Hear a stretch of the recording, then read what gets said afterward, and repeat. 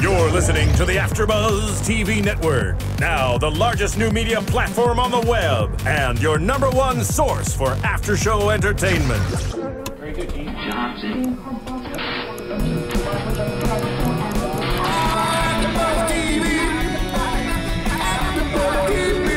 From the AfterBuzz Studios in Los Angeles, California, presented by Maria Menounos and streaming live thanks to Akamai Technologies. This is AfterBuzz TV's I Wanna Marry Harry After Show. We'll break down tonight's episode and get you all the latest news and gossip. And now, another post-game wrap-up show for your favorite TV show. It's AfterBuzz TV's I Wanna Marry Harry After Show. What's up, guys? Thanks for joining us here at AfterBuzz. We're wrapping up the new show, I Wanna Marry Harry. The Royal Masquerade Begins, Season 1, Episode 1. I'm your host, Traci Propst, and joining me today is... Hi, my name is Aaron, or AA Ron, whichever you like to call me. AA Ron, that's what I'm going to call you for sure. All right, AA Ron, let's get the show on the road. So, first and foremost, what I really want to talk about is... there any way this can actually be the ultimate fairy tale? That's a really, really good question in the sense that, like, if you compare it to other, reality shows like Joe Millionaire, which is like on Fox before, right? They kind of had where he wasn't really like a big name guy like Prince Harry or anything like that, right? It was just Joe Millionaire, and there wasn't a big facade in front of him, Yeah.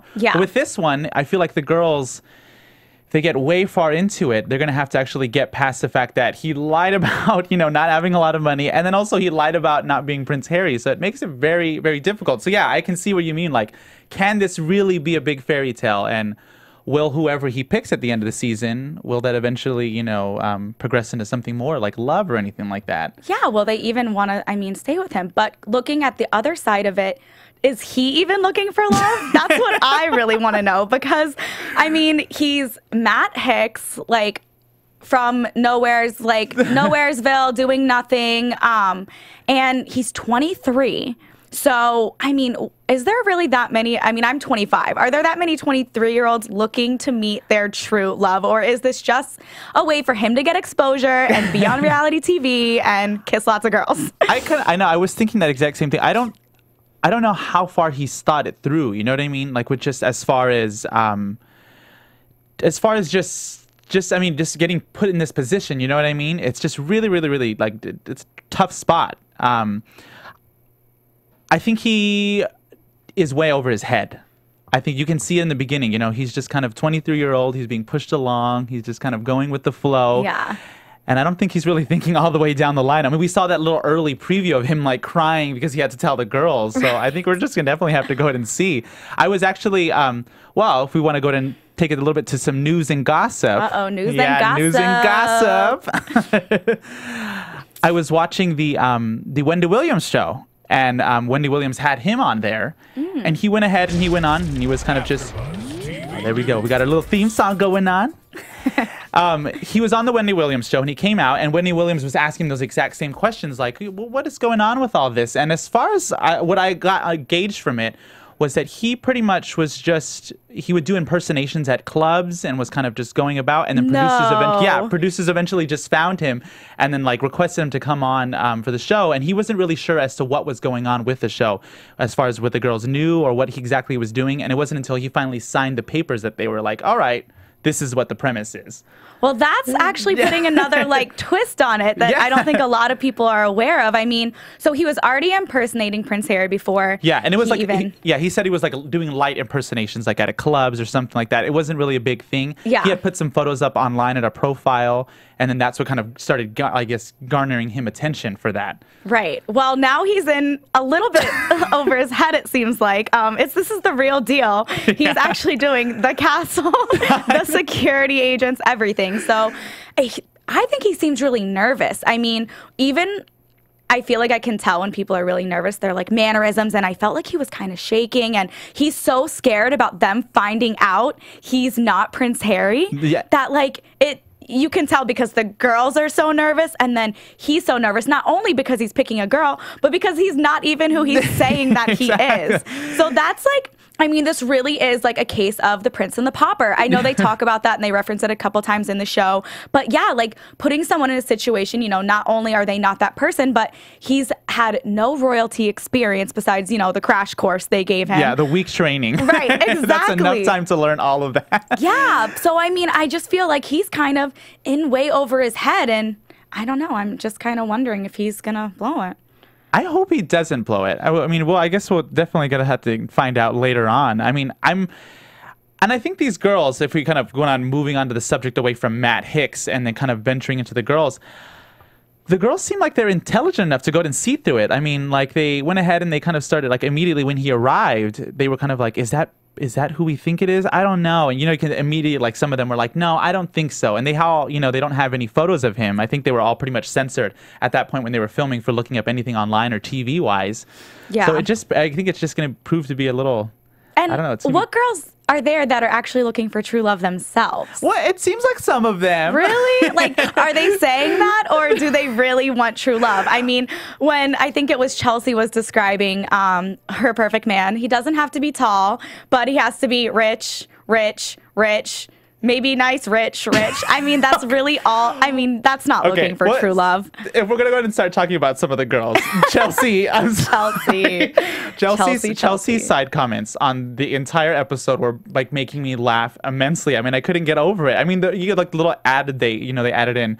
I just want some carne asada fries during the tea time.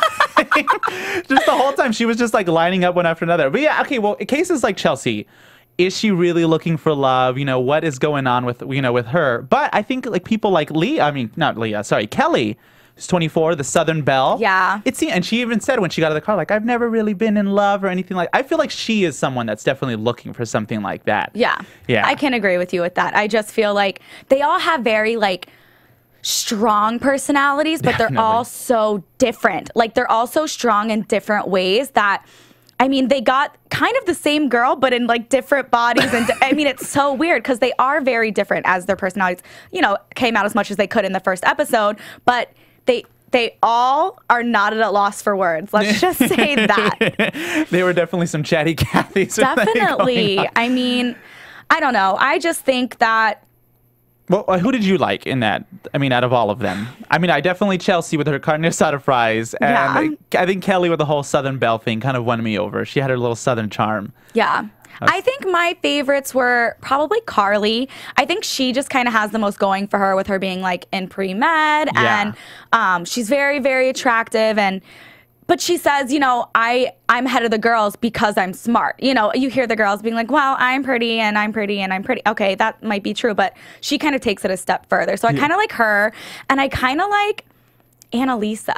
Annalisa. Is that bad? I think it's just because it's the LA thing. Yeah. I mean, she's actually the opposite of Carly, and the reason why I like her is completely different than the reason I like Carly. I like it because she kind of like owns it. Like she kind of walks in and like owns the room, I feel like. Yeah, you know? she definitely has something infectious about her that just kind of pulls you in. I don't know if it's about her eyes or the way she does some of her lipstick or something. It's just a whole shebang. She definitely is a whole picture. You know what I mean? She just pulls you in immediately. And like you said, she's real. She's not really trying to play, you know, anything. She's not trying to play down her personality, you know?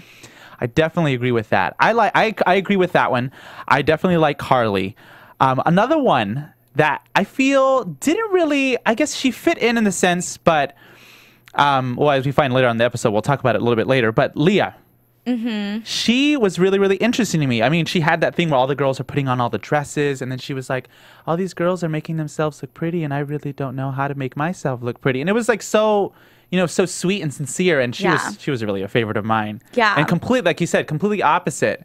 She was, I think, out of all of the girls right now, she was probably the one that was, I think, least out there, you know, and kind of in your face. And she was being true to herself, but she was just very different from all the other ones. It was just really interesting to see that dynamic, you know, play out on TV. Right. I totally agree with you. I think my thing with Leah was that she just seemed very insecure. And when you're in a room with so many girls who are so secure with themselves, like, to me, it almost she felt like she didn't deserve to be there. Yeah. And that came through. Like, I mean, she didn't really want it to, I don't think. And I don't think that that's what she meant. But she kind of felt like, you know, all the guys that I date, like, they get me in the bar and get me drunk and then make out with me in the back. And, you know, I've never had, I mean, she just didn't even see herself worthy of, she's in the middle of dancing with this guy who she's trying to win over. And she says, okay, let's go get you another girl.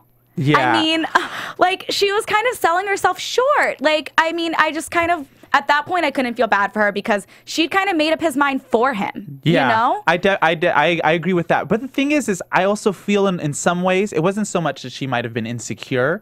I think it might be the fact that it was just not her vibe, her environment. You know, maybe she's just the type of girl that just likes to be at bars, you know what I mean, hanging out, you know, and just not really trying to impress one specific guy. Because I think that's a lot of tension and a lot of room for trouble. I think we saw in some of the previews, but for just girls all vying for one guy's attention, you know what I mean? And I think maybe it just might not have been her thing. Right. I think that's what would have been going on with just that situation in general, you know? Yeah, I know. Poor girl. I did want to see kind of if she was going to come out of her shell and sort of like, you know, pull through. And I know she was like one of your favorites. So yeah, I know. we wanted to see what would happen with her. But let's talk a little bit about Maggie and her strategy of getting a little bit inebriated, I think would be the best word. Well, okay, she let us in early on during tea time. I think she was the one that she was the one that was like, my idea of tea time is mimosas. No, like brunch. It was brunch. Happy hour. There we go. It was happy hour. Happy hour, and it was just like, oh my god. Yeah. So we already knew kind of what her favorite pastime was. Yeah. Immediately at the tea time situation, it was definitely just like, all right, she likes to party, and so when we eventually got to the masquerade ball, it all let loose. She had no, I mean, and she was like, she was shameless. My family likes to drink. This is what we enjoy doing, so that's what I'm going to do. You know, I get like the girls who are drinking to maybe like take the edge off a little bit and, you know, just kind of be more comfortable, get to know each other. Yeah. But to get like that intoxicated, I mean, it happens on every show at some point. One girl is that girl who gets, you know, and what do you think? I mean, was she trying to like prove something by it? Did she just get out of control? Do you think she felt out of her element? Or I think when you're on a reality show like that, it's easy to get carried away. You know, I mean, think about it. They were at tea time. The guy arrives in this giant helicopter, the security everywhere. Then suddenly they're being like pushed into like this room with all these dresses. They have to get ready and get dressed up, and then they're at a masquerade ball, you know, they're drinking. I think she just got carried away in that whole thing. I don't think it necessarily, maybe she is a heavy drinker and she can control herself on her own. Right. But I just think that she just got carried away and whisked away in all of it. And, you know, I think the other girls just like to add to it. You know what I mean? Like, look at her. She's just 5. And they were like, are we doing a Maggie count? Yes, a Maggie count. I remember that. They did say that. Wait, speaking of girls kind of keeping track and, you know, doing that, the catty girl, Megan, I feel like she's going to definitely be a trouble starter. She's got some, you can tell, I mean, immediately, the beginning when she was talking about it, she was just like, all right, well, I'm Megan, you know, I'm pretty, I'm hot, I'm smart, and I can do all these things, and I'm pretty much going to win, you know? Yeah. And then even when, at the very end, when, you know, we'll talk about Rose in a second, but when she ended up being the girl and Megan was like, oh, like Academy Award, I want to thank the Academy, my parents, blah, blah, blah. Like, she was not even trying to give her a little bit of support. Like, she was just, you're right, she is going to be a drama one. I can totally, I mean, the whole group of girls seems really catty to me. I mean, but I think that they kind of did that on purpose. You know, it's very entertaining to say the least. It honestly is very, very entertaining. I mean, Danny Fenton, thank you thank you so much, because it was hilarious. I mean, I had such a fantastic time watching all these girls' personalities. But the problem is, it's like, that I feel with it is like, I'm so scared to call them catty or to say like, you know, it's these negative things about it because I like them so much. Yeah. It's like they are a little crazy, but it just reminds me of high school, like, or like my sorority in college, maybe like that kind of thing. Like, it was just very like cliquey and they're going to pick sides and they're going to ostracize someone. Like, we can already kind of predict that. Like, which is almost kind of what was happening with Leah in a sense. Because throughout the episode, they were kind of, like, oh, well, would she know what she's doing? Leah's just kind of there. You know? So, but then at the end, weren't they all like, oh my God, I liked Leah so much. She was so great. Like, she's just herself all the time and we love her for it. So it's like one of those kind of, there's going to be a lot of like backstabbing, I think, which we kind of like, kind of predict is going to happen. With reality shows. We saw some snippets of girls crying and we already know that there's going to be drama, but hopefully no one will get shanked in their sleep, as Rose stated. Unbelievable. Let's talk a little bit about Rose. Okay. I like Rose. She's definitely funny. But like Prince Harry told her, she's a little loud. But you can tell when she got the key and she was just kind of like, she was like holding herself back because that was the comment that she got. But I can't gauge her personality too well. I almost feel I kind of agree in a sense a little bit with Megan in the sense that it's so forward, you know what I mean? And it seems so like, I feel that maybe there is something more going on, or maybe she's just playing that part. I don't know. Yeah. It's definitely tough. Yeah, it seemed, for me, she seemed way more giddy than like anything. Like, that's maybe what it was that was kind of pulling me. I was like, I don't know what it is about her. Yeah, she was just very, there's a strong personality and then there's over the top. And for me, she was a little over the top, which it's so weird because when I see like Prince Harry with all these girls, I'm like, he is definitely the most quiet of the entire group. I have no idea how he's going to manage this group.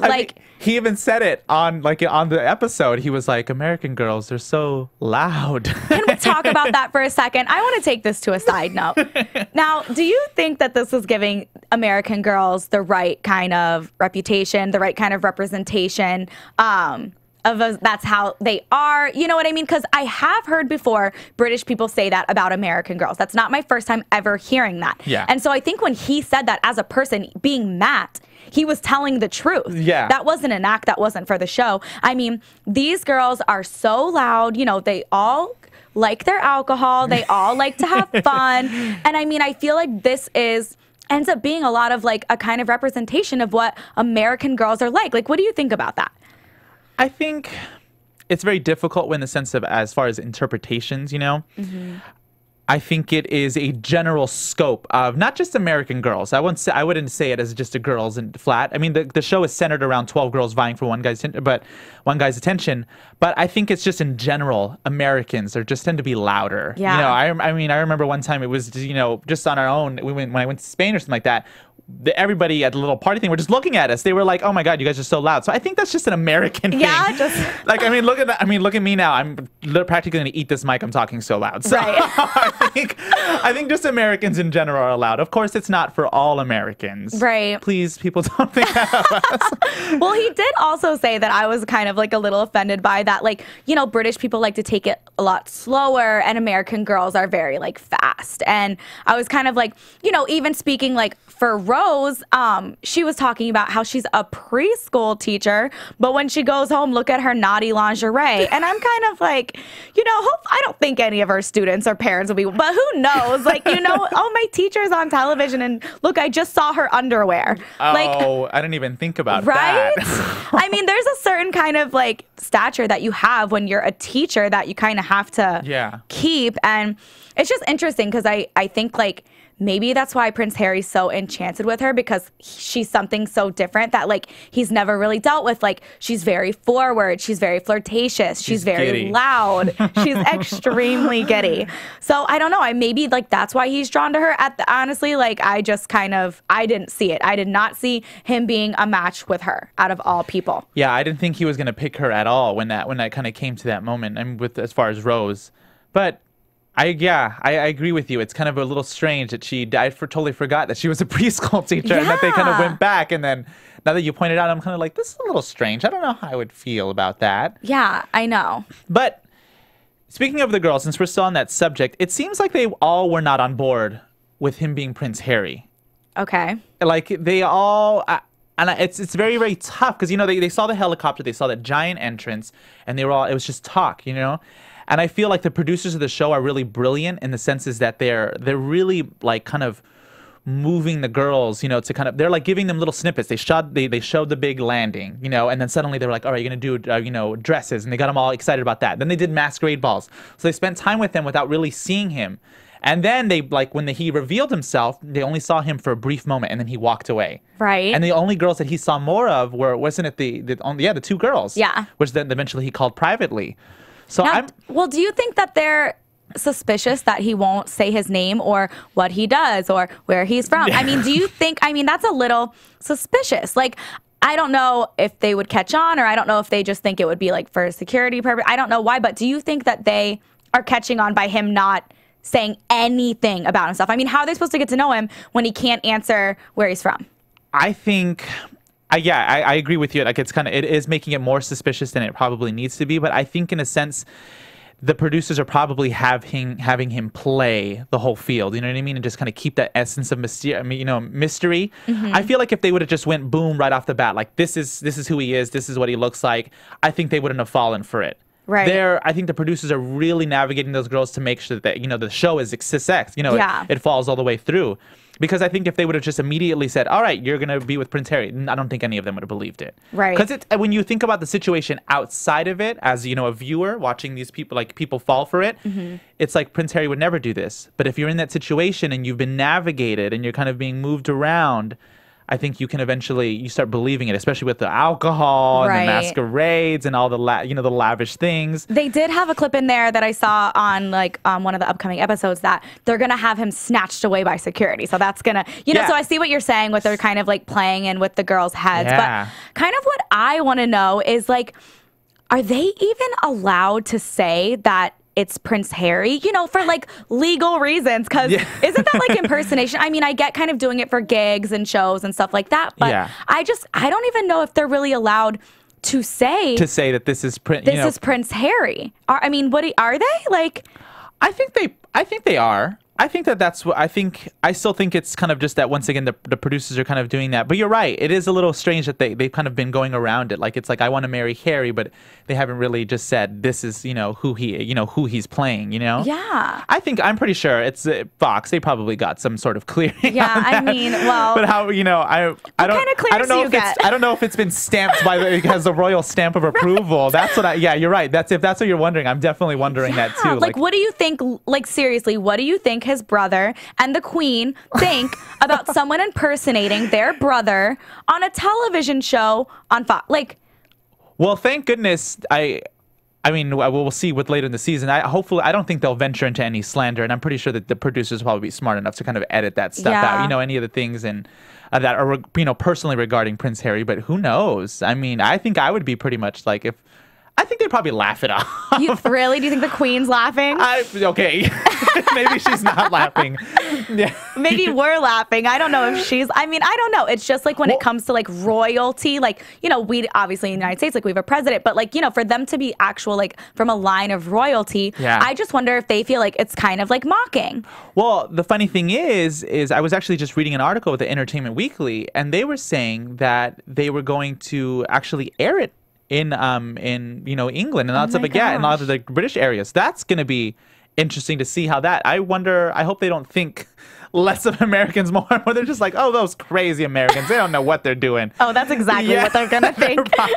Yeah, definitely. That's probably I wonder if they think it looks like Prince Harry. Do you know, like, does Prince Harry think it looks like Prince Harry? Yeah, because when they did like a slight photo, you know, they did that, you know, mock 99%. Yes. When they kind of put them side by side, it looks like him in a sense, but it really doesn't, you know? Right. And I think it just goes back to, once again, they probably have heavily sheltered those girls. I mean, with all reality show, they block them from, you know, media, they block them from news and everything like that. I mean, I think I even saw one of them, the girls, they were tweeting that they were kind of responding to a fan like, oh, well, we just had no connection with the internet or anything like that. So there would be no way of them actually pulling up a photo and comparing it, you know? Yeah. So because when you see when they play on the show, it's kind of like, you see the resemblance, you're like, yeah, I'm on board with it. It doesn't really But if you've never met him, I mean, you're really comparing it to like the one girl, I think it was Chelsea too, said, she's like, honestly, I don't even know what Prince Harry looks like. Yeah, and then immediately she followed that with her carne asada. I'm sorry, Chelsea, if you are watching this. I love you. We love you, girl. Yeah, we love you, girl. Your carne asada fries, but...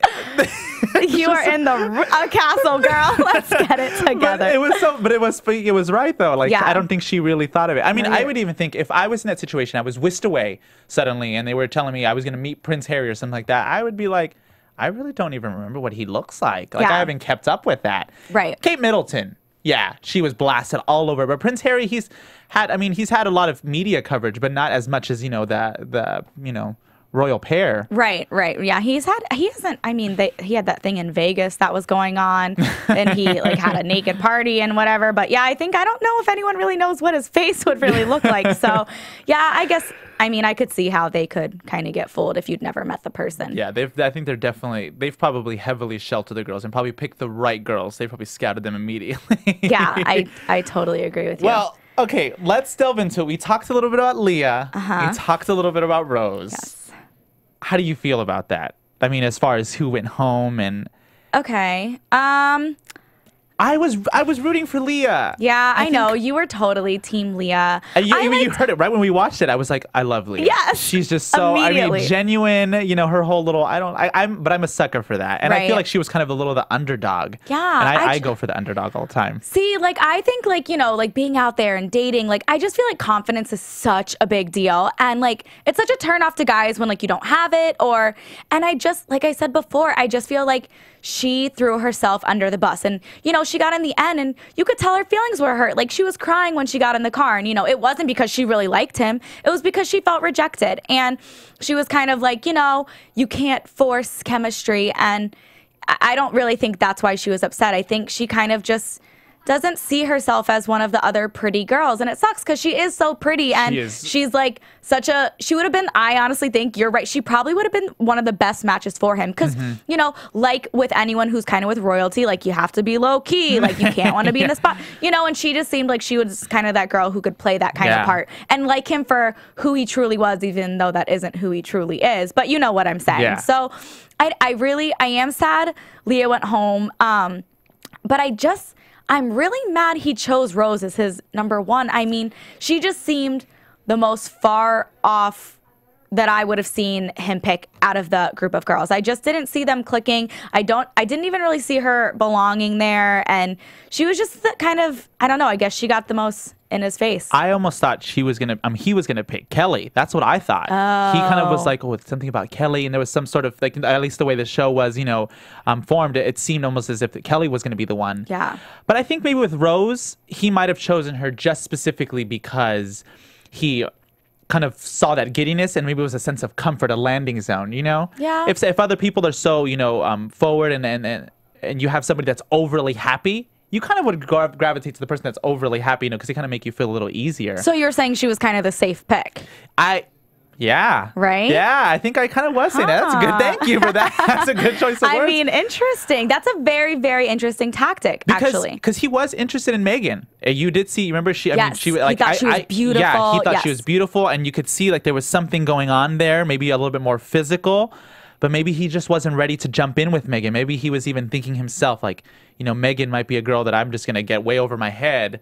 Rose, she's very giddy. She seems almost innocent, childlike, it's kind of surreal. I want to see a little bit more about her, and just kind of go on with that. Maybe he felt like he could handle that. Yeah. What do you think is the significance of being in the room adjacent to him? What does that really mean?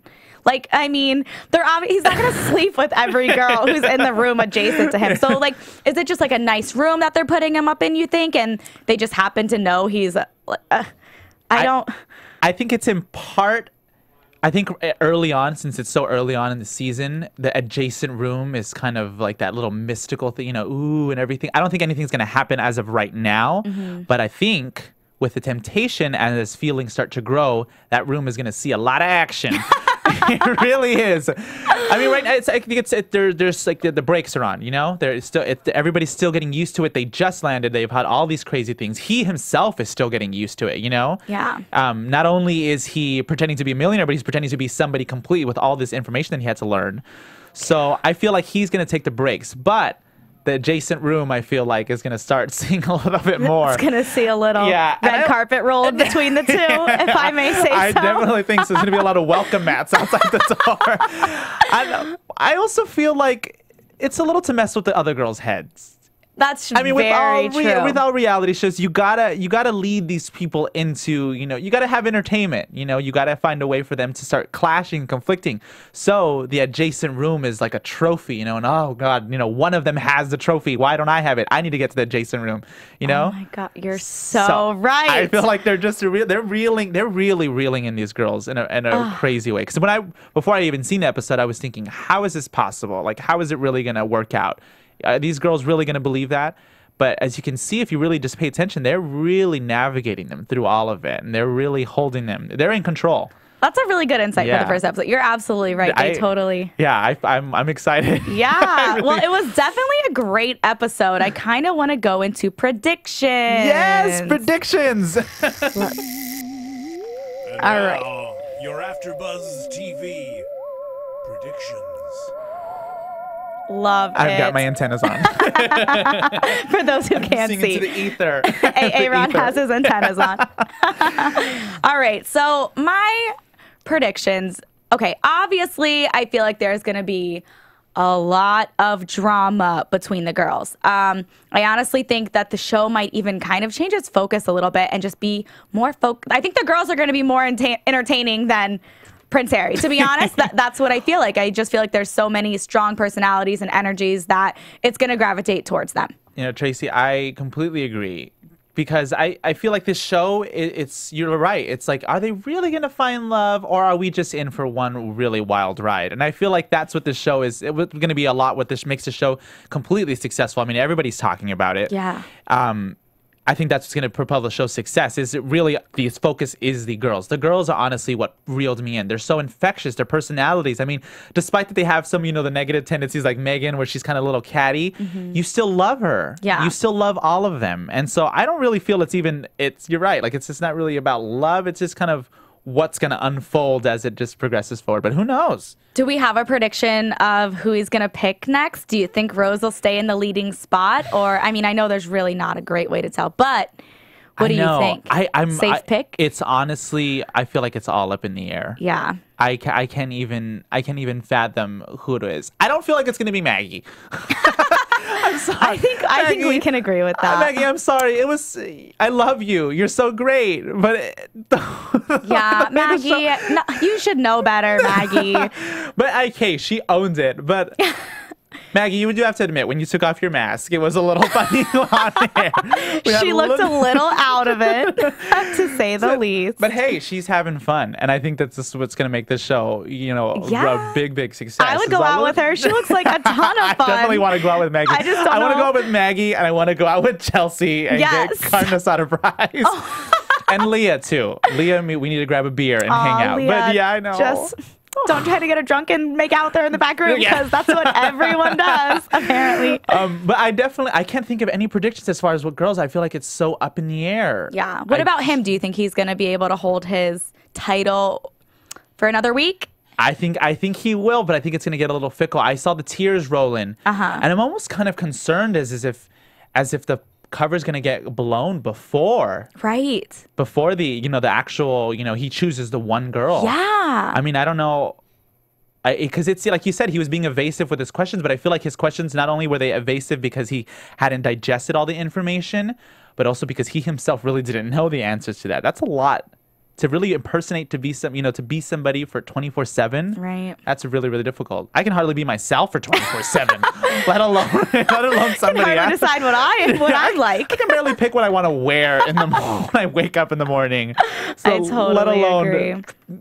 Figure out the hairstyle of another person. I know. Which was crazy how they had to dye his hair. You saw that? I mean, yeah. Going back way further to the Wendy Williams thing, he had to dye his hair. His hair is blonde. I saw. Yeah. They kind of had the snippets of before they dyed it, and I think it actually looks better as a redhead, right? Yeah, he does. He does. I mean, his hair is just a little too... That's just my personal preference. I don't even know what I'm... Getting off topic here, but... Predictions.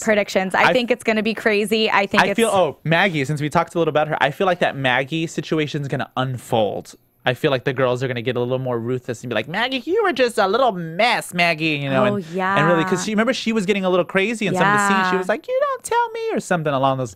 There's a lot of tears that we saw for the for the second episode. Yeah, there's a lot of fighting. A lot. I can even only imagine what's going to be like the mid-season or anything like that. My gosh, it's just going to be drama after drama after drama. Girls, gotta love them. Love them. All right. Well, thanks, guys, for tuning in to I Want to Marry Harry, Episode 1, Season 1. The Royal Masquerade Begins. I'm Traci Propst. Follow me on Instagram at TRACIPRO and on Twitter at TRACIABTV. Aaron? Hey, and once again, thank you guys for having me. My name is Aaron, or Aaron, and you can go ahead and find me on Twitter at AAMOmusic, or you can find me on Instagram at AAMO9013. Thank you guys so much. Thanks, guys. See you next week. See ya. From executive producers Maria Menounos, Kevin Undergaro, Phil Svitek, and the entire AfterBuzz TV staff, we would like to thank you for listening to the AfterBuzz TV network. To watch or listen to other after shows and post comments or questions, be sure to visit AfterBuzzTV.com. I'm Sir Richard Wentworth, and this has been a presentation of AfterBuzz TV. Buzz you later. The views expressed herein are those of the hosts only and do not necessarily reflect the views of AfterBuzz TV or its owners or principals.